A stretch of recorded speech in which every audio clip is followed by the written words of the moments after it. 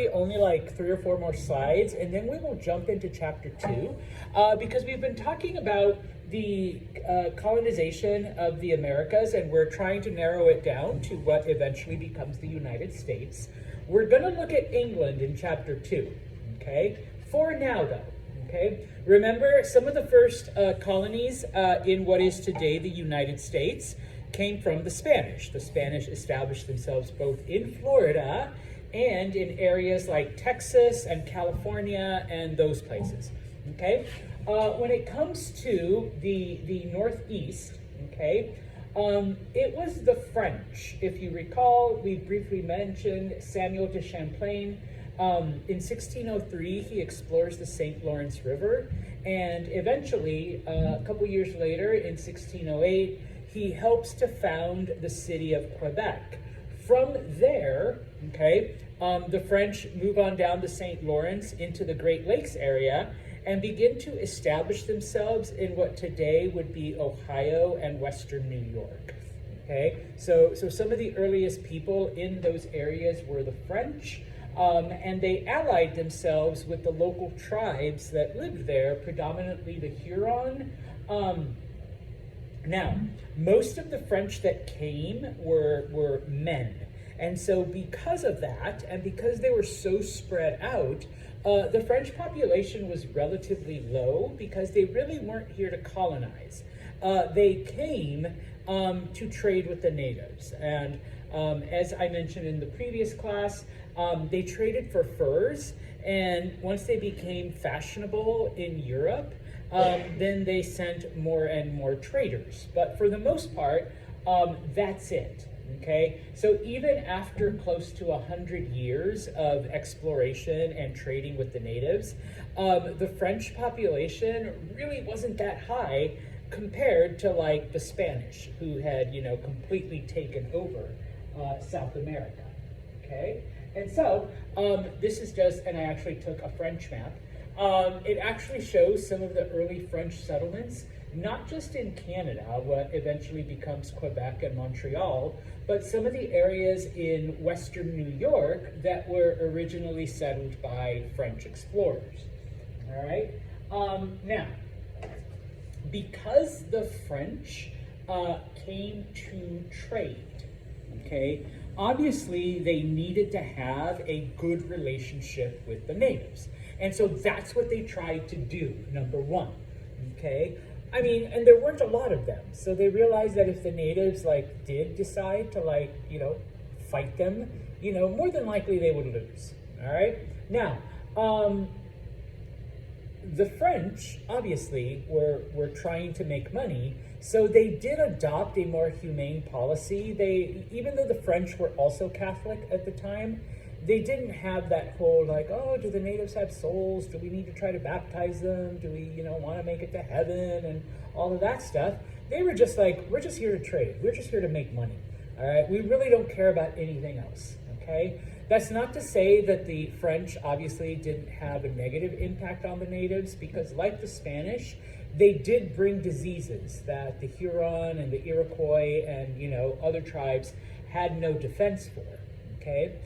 But, like I said, because furs became so popular in Europe because of the French, over time, we begin to see that, you know, the local fur population, whether it's fox or mink or, you know, whatever, the population begins to be depleted, all right? The natives are over hunting because the French are demanding more and more product.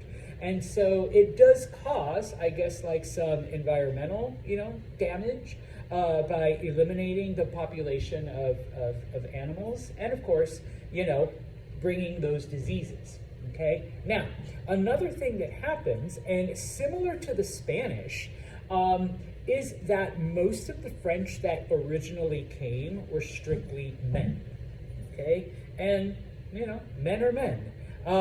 They, you know, wanted sex, and so in this case, they would mix with native women. But unlike the Spanish, most of the time it wasn't forcible, it wasn't rape, it wasn't like, you know, plundering or whatever. They would just, you know, marry a local woman, And so, like the second and third generations of these settlers, they became known as Métis, which literally is the French word for like half, because they were half French and half native. All right, and so you get this population of, mixed French and native, locals. So they speak French, they speak the native languages, they have been around, they know the area, and so they become some of the predominant settlers in the region. Okay, now the other group of Europeans that come to what eventually becomes the United States are the Dutch. Okay, now more so than the French, the Dutch only cared about money and trade. Okay, but they didn't limit themselves to just fur. Okay, they hired an English navigator, a man named Henry Hudson, and under the Dutch flag, Hudson discovers a harbor and a river that today bears his name, the Hudson River. That's why it's called the Hudson, because he was supposedly the first European to sail it. Okay, he actually sailed it all the way as far as modern day Albany, thinking that it was a way to get to Asia, but it wasn't. He just ended up here, and so then he went back. Okay, but the river was named after him, and of course he claimed all of the land for the Netherlands. Okay, now for the most part, like I said, the Dutch came exclusively to conduct business, and so they actually formed. The Dutch are I'm sorry we can't get into Dutch history as much as I would like. They were the ones that invented things like banking and stock markets and insurance, things of that nature. Like we think of it now, you invest your money in a company. Yeah, it was the Dutch that first came up with that concept. You get in a car accident, your insurance company pays you, but it was the Dutch that first thought of insuring ships and cargo against potential loss. That is how business-minded they were. And so the Dutch India Company are the ones that are able to bring investors together, and they bring settlers to what is today Manhattan, okay?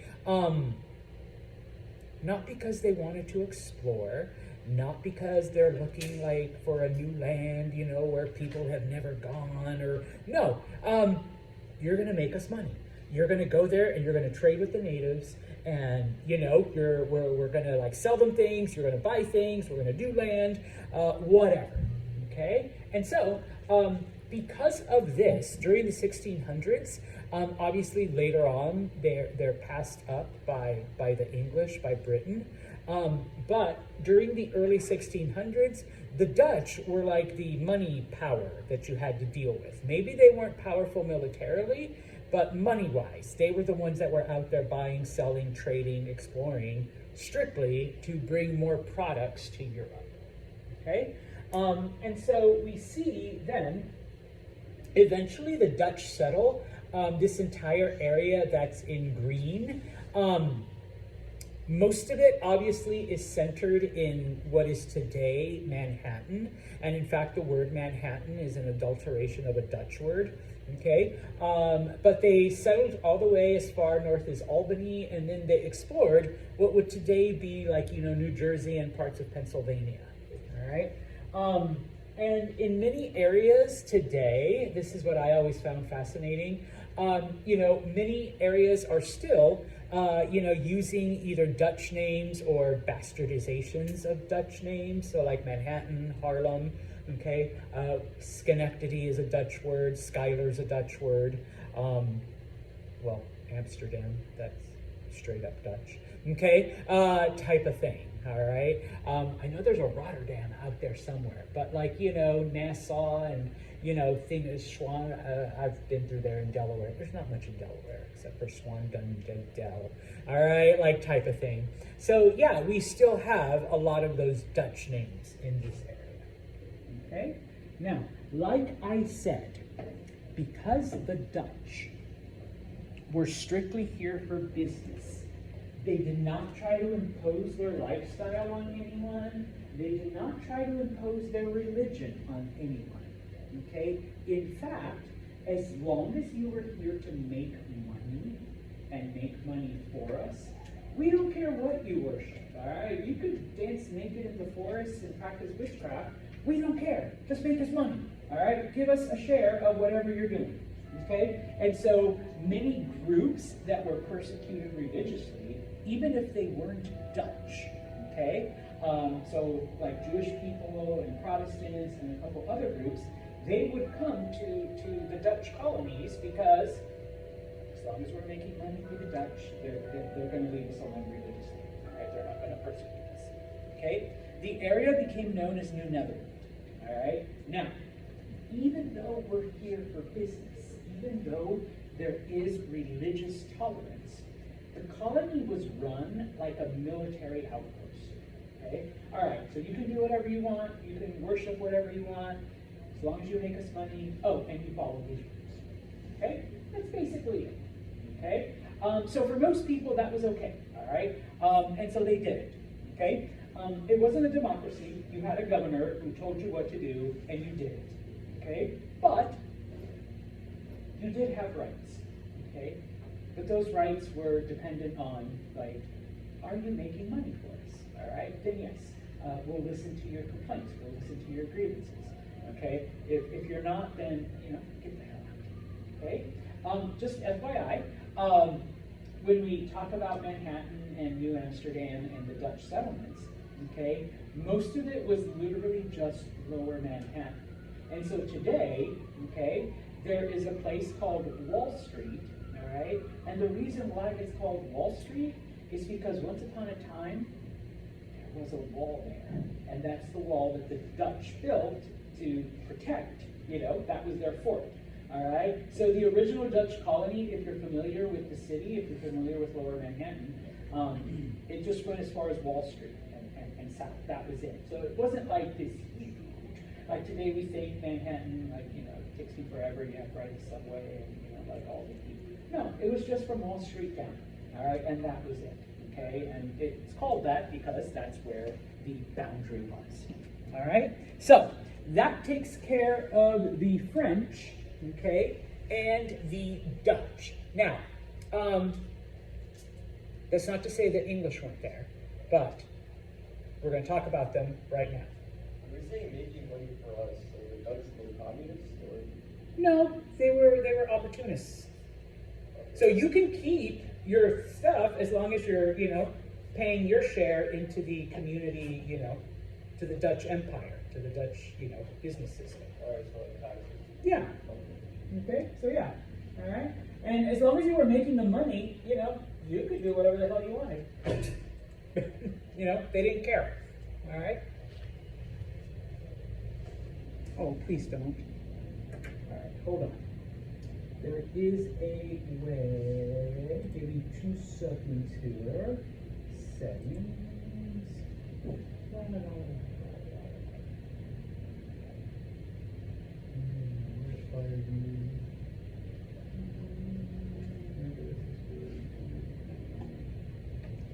System. This one. There we go. Okay. Here we go. Aha, yes.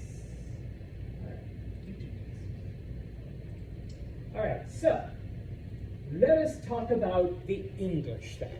Chapter 2 focuses on them, okay? This is just like my introduction, all right, so you don't really have to copy too much down, all right? So South America, all right, is completely taken over by the Spanish, okay? Whether they are, hunting for treasure, or whether they're growing sugarcane, or, whatnot, okay?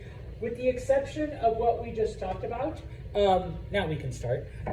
With the exception of like the French and the Dutch, North America is relatively undisturbed, okay? Now,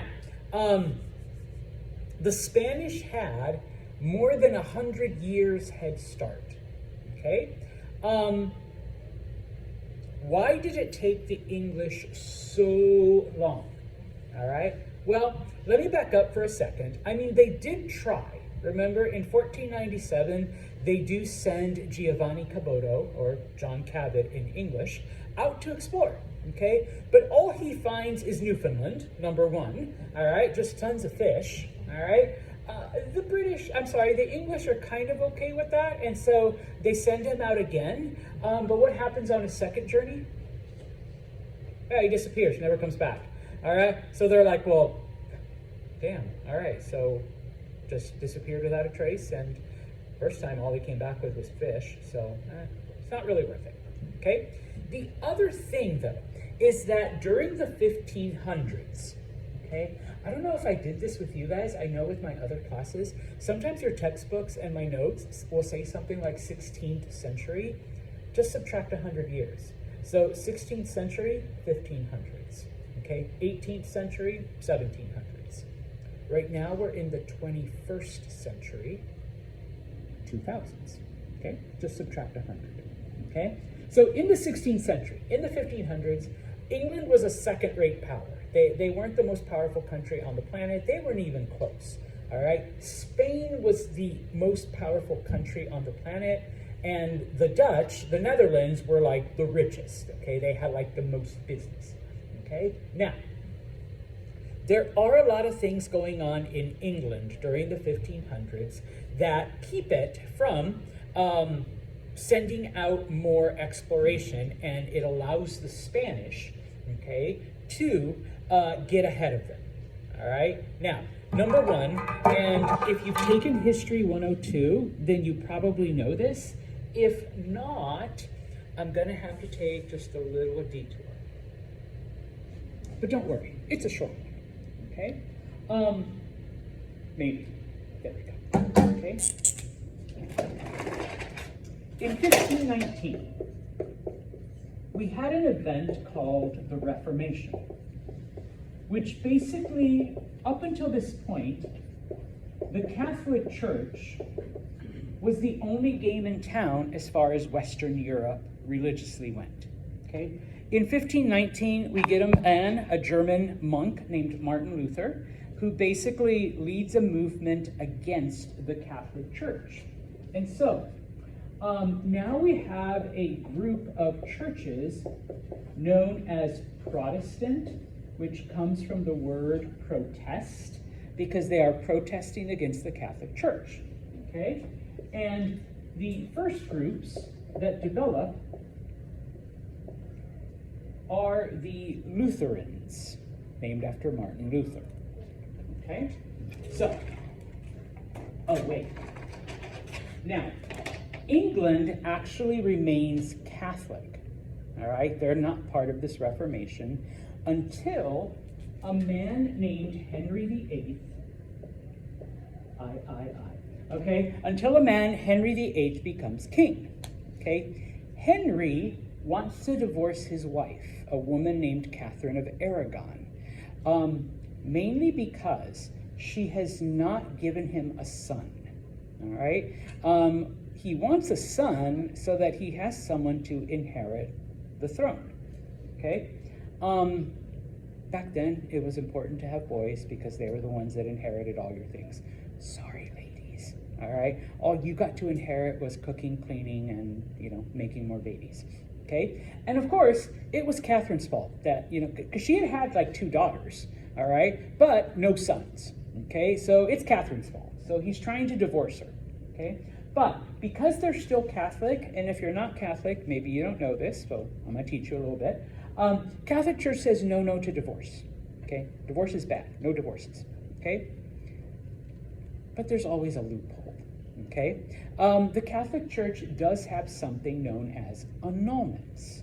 An annulment is not a divorce. An annulment basically says that the marriage never happened, okay? Now, you can only get an annulment under certain circumstances, all right? FYI, annulments are still a thing today. You can actually still get marriages annulled for certain reasons, okay? In this case, Henry goes to the Pope and says, I want my marriage annulled because my wife, Catherine, has not given me a son to become the next king of England. That was a legitimate reason, okay? The problem, number one, Henry already had his eye on a younger woman, okay? Anne Boleyn. Okay, Anne was hot. All right, she was like 17. Ooh, I know he was a pedo. But here's a possibility of him having a son. Okay, and the Pope would have granted him an annulment because it is a legitimate reason. She hasn't given you a son. Catherine was his cousin, though. Okay, and Catherine was from Spain, and the Pope needed the Spanish because remember they're the most powerful country on the planet, and they had lots of gold, and they had been making big ass donations to the Vatican of all of this treasure they're taking from America. And so the Pope is like, oh fuck, no, no annulment for you. And so what Henry does, he says, fine, I don't care. I'm divorcing Catherine anyways and marrying Anne. The Pope says you're excommunicated. Henry says, I don't give a fuck. And so what he does is he takes one of the archbishops in England and says, I am now the head of the Church of England, but I'm a king. So you're going to be in charge of the church in my name, and we are now the Anglican Church, the Church of England. Okay? That's it. I just started my new church. So, Church of England. It's also known as the Anglican Church. The Church of England is a long-ass name. All right? So here we are. Okay? First problem is that not everyone in England wants to give up Catholicism. And so during the 1500s, one of the major issues in England is the people that supported the king fighting against the people that want to remain Catholic. Okay? That was an issue. Okay? They're going back and forth. Okay? Actual wars. All right? It doesn't help that England tried to conquer Ireland during this time. Okay? And guess what religion the Irish are? Catholics, yeah, so that even exacerbates the problem even more. Okay? It wasn't until Queen Elizabeth I, who was one of Henry's daughters,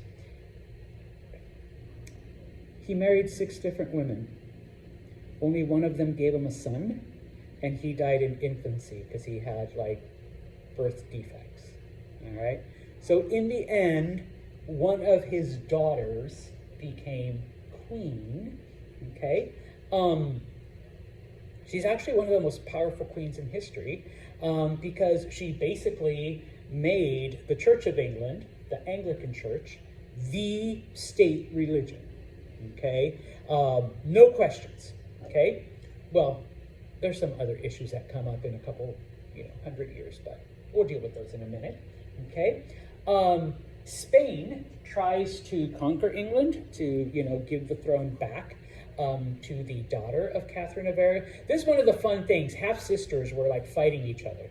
All right, ladies, if you have a sister, like if you fight each other, just imagine now each of you has an army and can fight each other.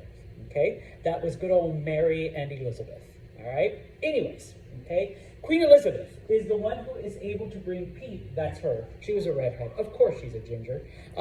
She is able to bring peace to England by establishing the dominance of the Anglican Church.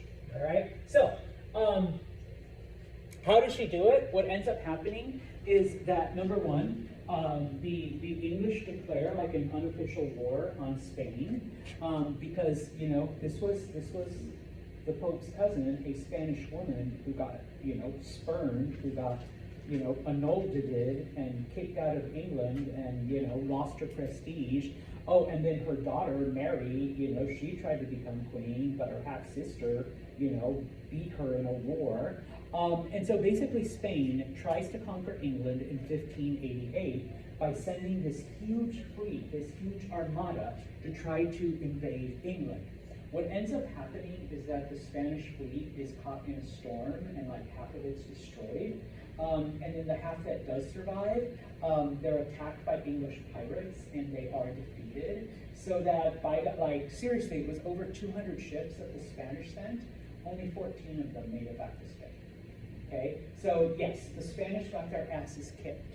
Okay, now, 1588 is pivotal because this is literally the beginning of the end for Spain.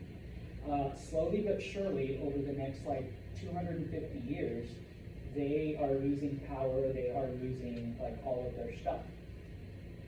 England begins its rise, so that by the end of the 1700s, within 200 years, they are the most powerful country on the planet.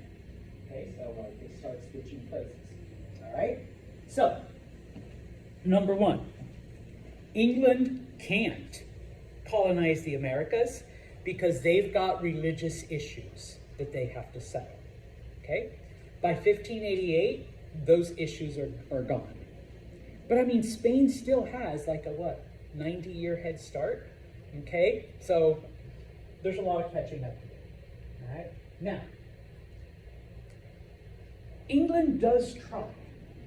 Okay, because they think, all right, now that we've got our religious issues settled, okay, let's try to send out more colonies. Okay, yes, I know we sent out John Cabot 95 years ago. He never came back. All right, but all right, so the first attempt is by a man named Sir Humphrey Gilbert. Okay, Gilbert is a veteran of the Irish Wars, so he's tough. All right, he knows what it takes to fight, and he's like, yeah, I can go into these new lands, these new wildernesses. I don't care, natives, monsters, sea creatures. We're gonna do it. Okay. In 1582, he follows the route of John Cabot and lands in Newfoundland. He says, okay, we're gonna establish a colony here. Okay, so they're actually making it work. Okay, but he drowns. All right, while they're out exploring. All right, while they're out fishing, he hits a storm, falls off the boat, and drowns. Okay? The people that came with him weren't really happy to be in Newfoundland. All right, they're like, he promised us like riches and kind of like the Spanish had. And here we are in this area that's cold and dismal, and all we're doing is catching fish. So when Sir Humphrey Gilbert drowns, everybody that went with him just goes back to England. They're like, fuck this shit. We don't want to do this. They go back. Okay, so that colony fails. Okay, a couple years later, a man named Sir Walter Raleigh, decides, you know what?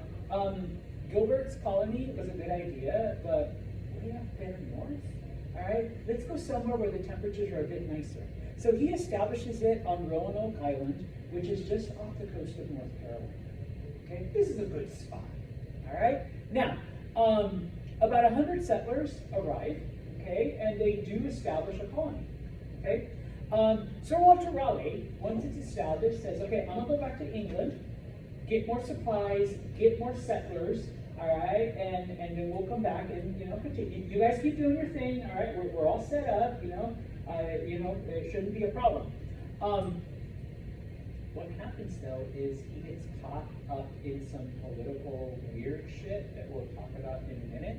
So that instead of coming back a couple months later with more supplies and more people, it takes him 4 years. Okay? But he makes it back. But when he gets back, the colony's gone. All of the homes are abandoned. The only thing they find is the word Croatan carved on a tree. And that's it. Nobody knows what happened to the colony in Roanoke. Alright? So, hey guys, let's establish a colony. All right, the first one, people abandoned it. The second one, everybody disappeared without a trace. Good shit, right? Okay, so people are like, yeah, no, forget that, all right? We are not going off into this new place, all right? Because so far, we're 0 for 3, all right? Cabot disappeared, Gilbert drowned, and then like 100 people just up and left without a trace, okay? Like, we don't, seriously, even today, we literally have no clue what happened to them. All right? They could have died, they could have been murdered, they could have been all kidnapped by the natives, they could have, I don't know, spaceships, whatever. Okay? So, now, no more attempts are made for about another 40 or 50 years because there are some changes in England that are going on. Now, with these changes, this is going to change the situation so that even though people are disappearing without a trace and people are dying and the land sucks, All right, people are still going to want to go to America. All right, now, first off, okay, between 1550 and 1600, okay, the population in England practically doubles. Okay, we see an increase of 1 million people. Right, the problem with England, geographically, it's an island. So when you get more and more people, eventually, what are you going to run out of? Land. All right? So, where do we go? All right? We're out of land. All right? Number one. Number two, you have to remember, we're thinking about 500 years ago. The social structure in England was that only the very wealthy, only the nobility, owned land. Okay? Everybody else literally just rented land from the lords, from the landlords. Okay? They still had kind of a feudal system where even if I'm not paying Maya, the landlord, in money, I am giving Maya a part of what I farm as my payment. Okay? So you were basically a tenant farmer. Okay? Now, during the late 1500s, there was this craze in England where, okay, we would go to, I want to say Dillon. That's Dillon. Dillon, I knew there was a D in a while ago.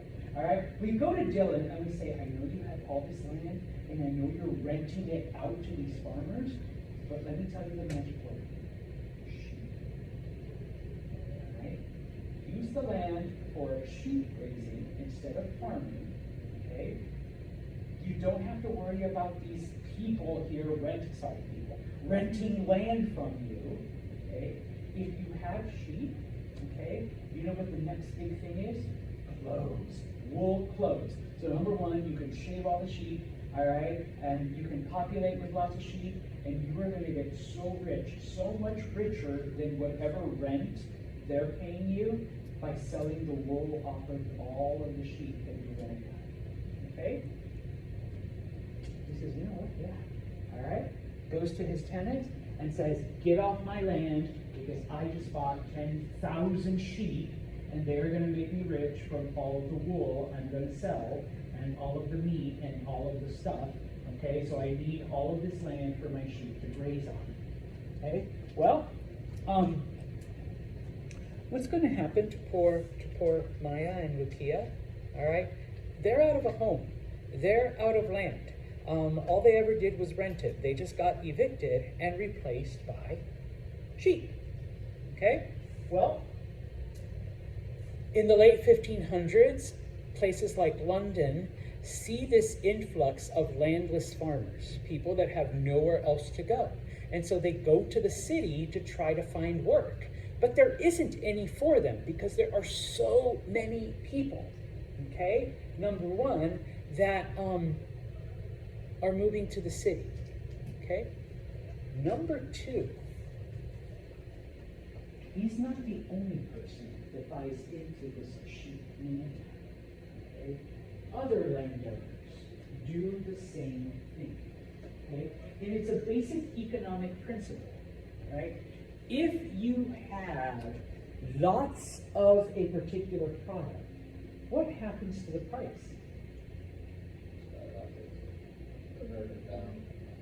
It crashes. So all of the money that these landowners were promised, they can't recover it because he's not the only one trying to sell sheep wool.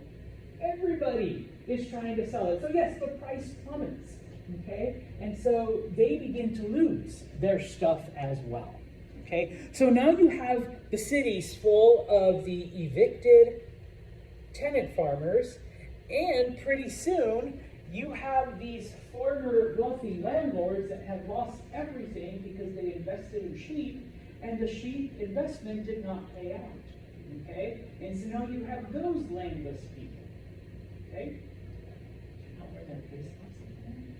America, okay? But we'll get there in a second, okay? Now, the last thing that happens, with this population increase and with this loss of land, okay, England during this time, and not just England, but a lot of European countries, operated under what was called the laws of primogeniture, okay? Which means that the oldest son, sorry ladies, got everything when dad died, okay? What happens if you're the second son, or the third son, or the fourth son? The first one we look at. If he's not a jerk, yes. Okay? Those of you who are not the first son, would you trust your older brother? She's already gone, no. Ladies, you became the responsibility of the oldest brother. And if you were like the mom, then your oldest son would have to take care of you too. Okay, type of thing. All right? That's why if you ever read like novels from this era, there's always like, oh my gosh, we got to marry off, you know. I want to say Ashley, the nurse. Oh yes, we got to marry off Ashley because, you know, otherwise she won't inherit anything and the man, and you know, I want to take care of her, you know, like type of thing. So, you know, got to find her a husband. You know, and if you ever, oh my God, I can't remember the name of the book. But they're the three daughters. They're trying to marry them off because if they don't, then an evil cousin inherits the land. But if the daughters are married off, then their husband gets it, and it stays within the family, and then they can take care of the sisters. And so that was like the whole thing. Okay. So if you're second son, third son, fourth son, fifth son, you get shit. All right. Your older brother.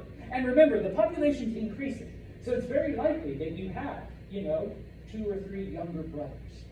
Okay? Well, the answer is America. You have people motivated either for land reason, money reason, or just my brother is a jerk reason, okay? To go somewhere, even though previous expeditions have failed, even though entire colonies have disappeared without a trace, okay? It's better than depending on my brother. Okay, it's better than starving in the city because we lost our land. It's better than this fate that I have now because I invested all my money in sheep and I lost it all. Okay, type of thing. All right. Now, please be aware that some of the original people that come to North America were trying to do the exact same thing that the Spanish did. Okay. The Spanish went and they found gold and they found silver, okay? Who's to say if we go to New York, we're not gonna find gold and silver, okay? We just might, we might get lucky, okay? Okay, yeah, and they didn't find gold and silver everywhere, but the Spanish grew sugar in the areas that they didn't find gold and silver. So maybe we'll find some land where we can grow sugar or some other crop that Europeans are going to pay all kinds of money for. Okay? Now, the realists, the people that had actually done some exploring, realized, okay, you know what? We haven't found any evidence of gold and silver in these lands. And yeah, there's a lot of forest, but there's not a whole lot of other things. Okay? But we have farmers.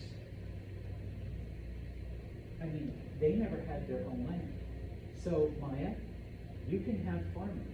That's yours. You don't have to pay rent to anyone. And you already know how to grow shit. So you can farm whatever you want. Okay? You were a noble. You owned land. And while other people did the farming, you were out there hunting and riding and doing whatever other noblemen stuff do. Okay? These woods have endless amount of farmland. Okay? Endless amount of hunting. Okay? You can go out there and, yeah, I know, you were raised to be a nobleman's son. Well, guess what? Let your brother keep the castle in England. You can build your own castle in Ohio. All right? With endless land, and you could have your own tenant farmers, and you could go hunting, and you could have all this stuff. Okay? So that's what they promoted. Okay? all kinds of hunting, all kinds of crops, you can start over and make your own mini kingdom in Pennsylvania or, whatever. Okay? And so,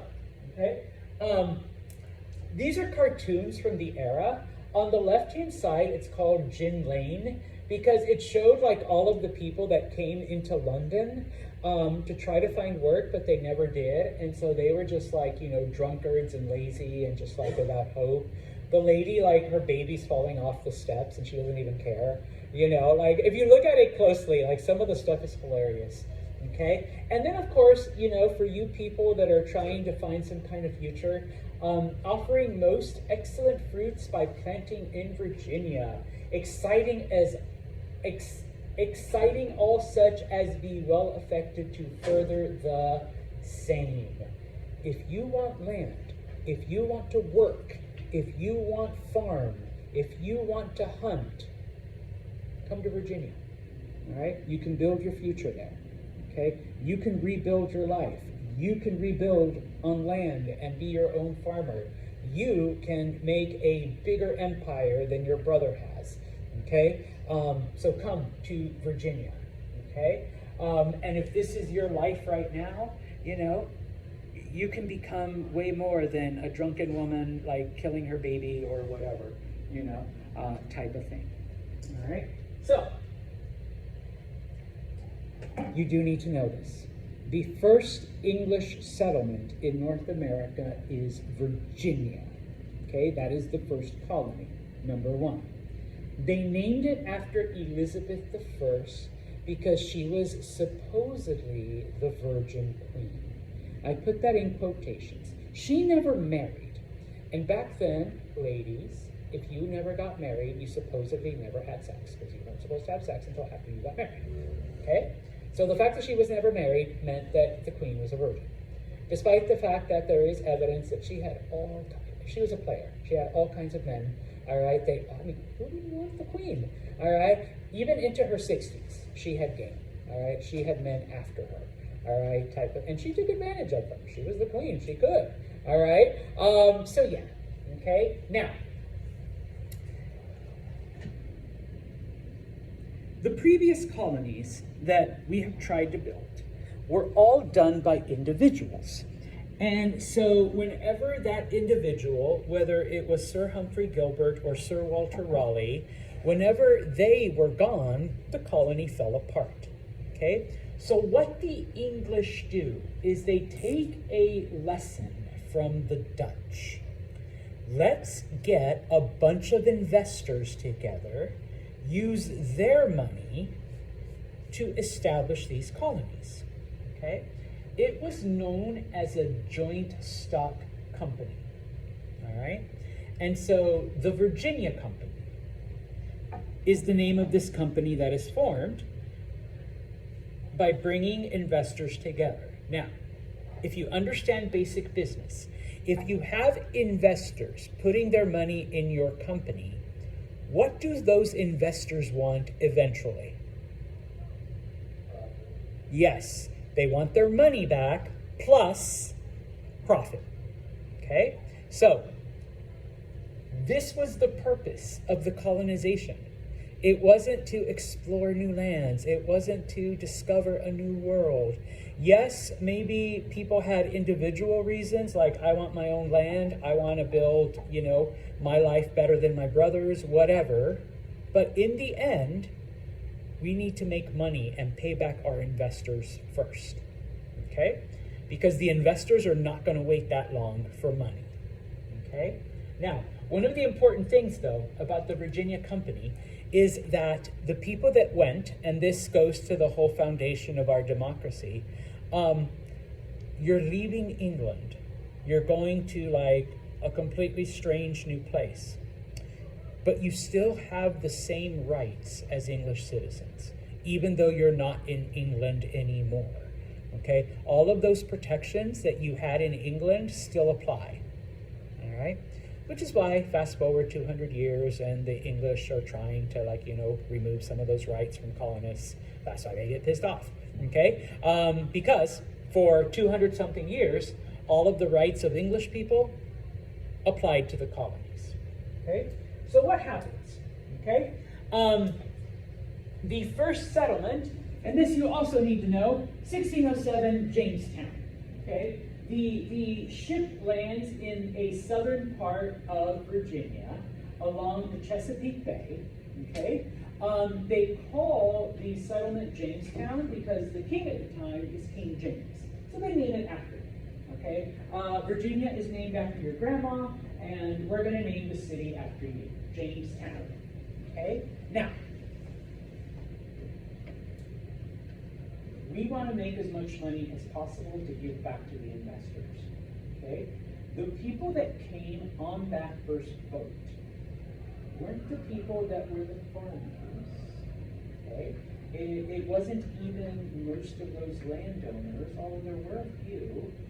It was people that were determined to find gold and silver right away, to become rich, and be able to pay off the investors.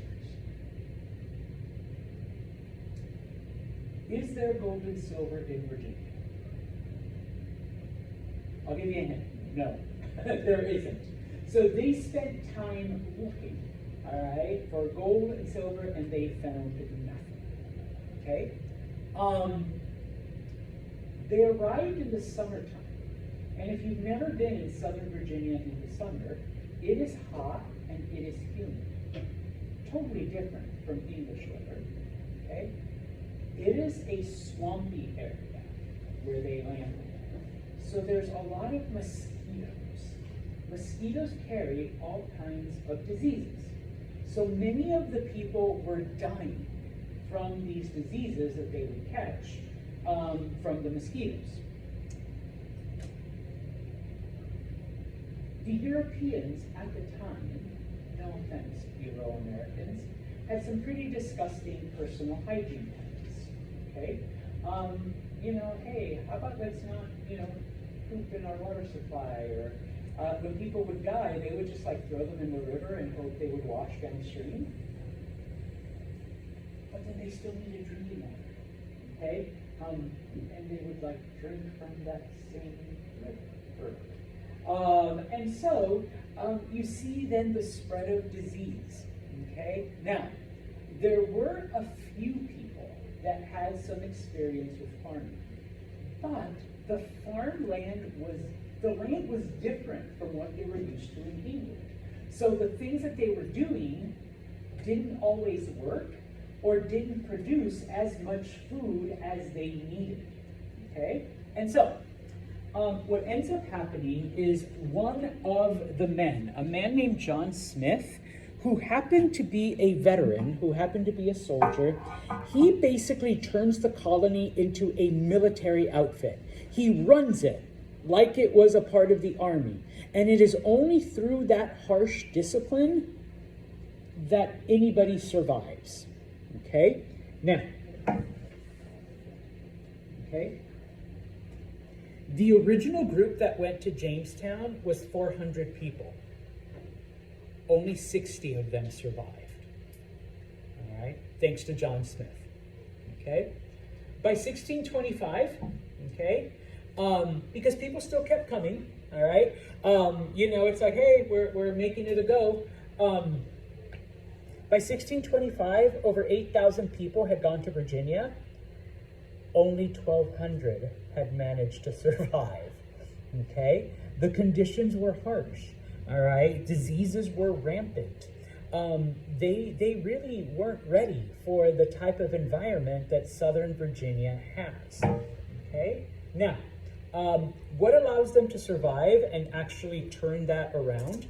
Number one, they maintained that harsh discipline, all right? They ran it like a military outfit, all right? You're not going to go out treasure hunting. You're going to pick up a shovel and start digging, all right? We need a well. We need clean water. We need someone to grow food. So you're going to get out into those fields and work, all right? The other thing that happened, okay, is that the natives saw these people and saw them suffering and dying, okay? So you have to think back to our first chapter at the beginning. The natives did not see, like, I own this land, anything like that. The resources were there for everyone, okay? They saw people suffering, unable to make things work. They went over there and showed them. It's like, hey, you're planting this wrong, okay? They taught them methods. I guess today you could call it composting. Like, take this waste and bury it, and it'll, like, fertilize the ground. Yeah, you know what? You might want to bury these bodies, like, way over there instead of just, like, right here where you're still going to be hanging out. Oh, you see those little bugs? Rub this stuff on you, and they'll stay away, and they won't sting you anymore, okay? And, of course, they taught them how to grow local crops, okay? I put up there Pocahontas because Pocahontas was a real person. She did learn English and was able to facilitate translation. You guys may be too young. If you ever saw the Disney movie, you're like, yeah, part of it. That was all made up. All of that is like fake. Disney totally. I mean, she was a real person, but she wasn't that. Okay? Now, did she marry one of the colonists? Yes, she did. Okay? But she married John Rolfe, not John Smith. All right? The cartoon says John Smith. No, they kind of merged the characters together. Okay? Now, what ends up happening, unfortunately, is to thank the natives for all of their help, the Europeans attack them. All right? Give us your stuff. Give us more. Give us more food. Give us more land. And so we begin to see then the various wars between the natives and the English, okay? As the English begin to survive, because they've been taught how to grow food, they've been taught how to work the land, they've been taught how to protect themselves from, mosquitoes and other environmental things, there's more and more of them. They need more and more land, okay? Now, even though peace is declared, okay, there are several wars that take place, and I know I'm skipping over all of the 1600s, but I have to, all right?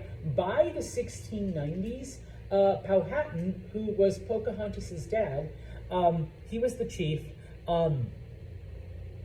That tribe is gone, all right? It has been completely eliminated, either through warfare or just like with the Spanish and with the French, okay? The English brought diseases that the natives had no natural immunity to. All right? They just couldn't. All right? So, many of the tribes in Virginia are in fact exterminated. All right? Through those actions.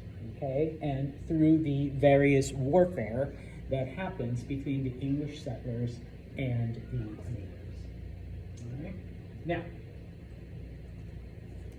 by the 1690s, everything you see in green by the 1650s, everything that you see in green has basically been claimed by the English and had some kind of settlement put there.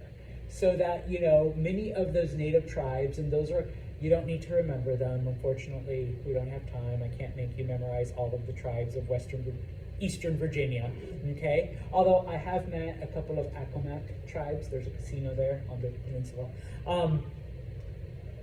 They have been pushed out. They have been eliminated, or they have been severely reduced, okay? Thanks to those English settlements, okay? Now, there's no gold or silver, okay? Despite the climate, sugarcane doesn't grow in Virginia.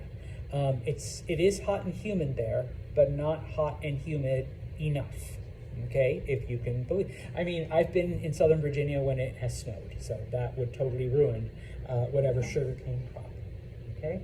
But they discover that the natives are smoking a plant, all right, tobacco, all right?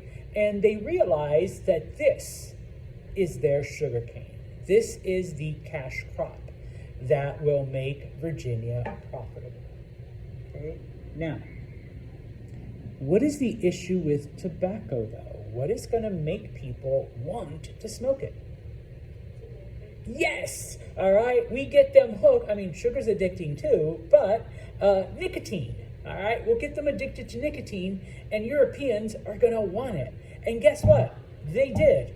Okay, smoking became like super popular. Okay, so we need to grow more and more tobacco. Now, the natives smoked it, all right, but they didn't grow it. They just found it naturally out, whatever. They would collect it, and they would put it in their pipes, and they would smoke it. All right. Well, we need to make money off of it, and so Europeans begin to plant it and have these huge plantations of nothing but tobacco. All right. Now, all crops take nutrients from the land. Okay. That's why you always have to fertilize and compost and put like all kinds of stuff every year if you're going to be a farmer, and like all of this other stuff. Tobacco does it, but it does it at a much higher rate than other crops. After 1 or 2 seasons, the land is worthless. The land has like no fertility left in it. Okay? So you either need to move on and grow like bigger and bigger farms so you can keep growing tobacco, or you need to like basically just let the land rest, okay, until it can build up its nutrient base again. So for that, you need these huge farms where you can keep growing all kinds of tobacco. Okay, so number 1. Number 2, we have natives living on those lands. So what are we going to do with those natives? All right, get rid of them. Okay? Now, like sugarcane, tobacco is very labor intensive. It requires a lot of work. Okay? No offense, my new landowner who's growing tobacco. Okay? Are you going to want to do all that work? Are you going to be able to? No. Okay? So, okay, we need laborers. All right? Now, originally in Virginia, okay, they brought over indentured servants. Okay? An indentured servant was basically a slave. All right? As the landowner, okay, who needs workers, he pays for people's passage. In return, okay, they commit to work for free. The typical contract was 7 years. In my studies, like I've seen contracts that went as long as 10 or 12 years. Okay? Once you fulfilled your contract, you were free. And you got to stay in America, and you could go on and build your own life and do whatever. Okay? It didn't always work though. Okay? Because some of the indentured servants would run away. They would leave before their contract was over. Tobacco farming is not easy, once again, all right? And the issue is, if no offense, everyone was whitey, okay? My indentured servant here runs away, you can just kind of blend in the next village, and it's like, I think you're all my life, I'm a white person, so it wasn't a perfect system. But then, in 1619, a Dutch ship landed in Jamestown. They had been transporting slaves from Africa to Europe, and they had been caught in a storm, and they suffered quite a bit of damage. And so the closest port they could stop at was Virginia, and they needed repairs and supplies. They didn't have a lot of money, so what they said is, we can give you some of our cargo. What was the cargo? Slaves. They left 20 slaves to pay for their repairs, okay? And this is the introduction of slavery into Virginia. Because, whereas my